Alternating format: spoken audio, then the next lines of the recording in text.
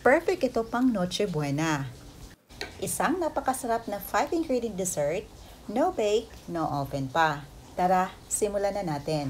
So sa recipe ito, gagamit tayo dito ng strawberry filling and toppings. Sa isang bowl, naglagay tayo ng 500 ml all-purpose cream. Chilled na po ito overnight mga mommies.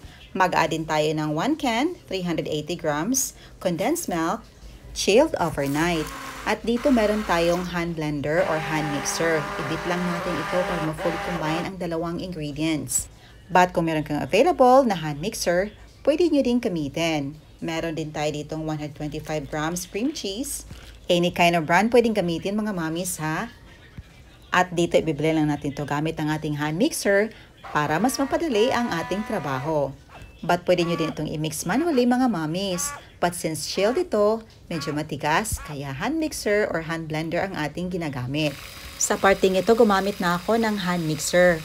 Para mag-double in size naman ang ating mixture, i-continue lang natin hanggang sa ma-reach natin ang right consistency nito. And after a few minutes, naging ganito ng consistency ng ating mixture. So gagamit din tayo dito ng strawberry filling or toppings. Nakaraniwang ginagamit natin sa paggawa ng cheesecake. So other option, pwede ding blueberry or fruit mix. Mas mura yun mga mommies. At syempre pang base ng ating cake, gumamit tayo ng Graham's crackers. But before that, nilagyan muna natin ng parchment paper ang ating 10 by 3 inches rectangular Pyrex pan. 2 layer lang ng Graham's crackers ang ating ginamit dito. But kung gusto nyo mas madaming layer mga mommies, pwede nyong gawin ito. Pero sa akin okay lang kasi gusto ko mas madami tayong cheese mixture na mailagay. At syempre para ma-emphasize din ang ating strawberry fillings or toppings. At dito naglagay lang ako ng mga 4 to 5 tablespoon, yung tamang dami lang ilagay natin. I-stir lang natin ito para magkaroon naman ng strawberry marble effect. At ito na pagkatapos ating maswirl, nilagyan natin ng Graham's crackers ang ibabaw nito.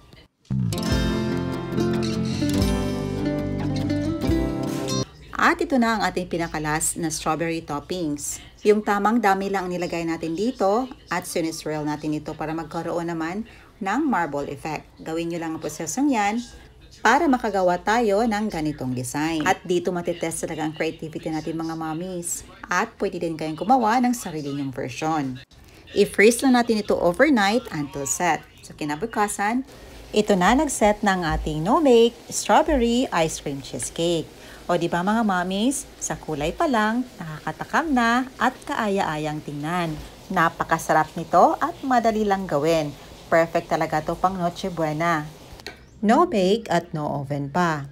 Excited na talaga tayong tikman ang ating masarap na panghimagas. Nagbe-blend ang asim, tamis at creaminess ng cream cheese na nilagay natin. Siguradong mapapawaw ka kapag natikman mo ito. Ayan lang po mga mommies, hoping yung subukan ng ating napakadaling recipe. Thank you so much for watching. See you on my next vlog. God bless you all and stay safe everyone. Bye and enjoy!